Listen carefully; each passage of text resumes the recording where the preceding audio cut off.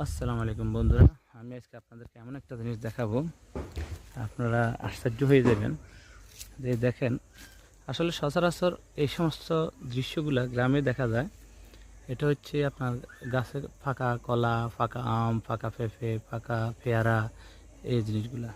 তো আশ্চর্য হওয়ার মতো যে জিনিসটা আমি বলছিলাম সেটা হচ্ছে কি, এই কলা গাছের মালিক উনি এতই ব্যস্ত থাকেন যে সব সময় কলা ফাঁকা তো দূরের কথা, দেখা তো দূরের কথা, ওনার নজরে এই যে কলার মোচাটাও আসে নাই।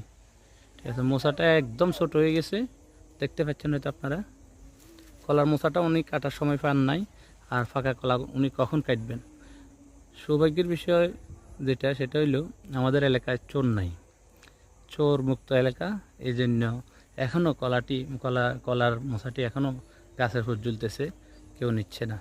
ধন্যবাদ সবাইকে ভিডিওটি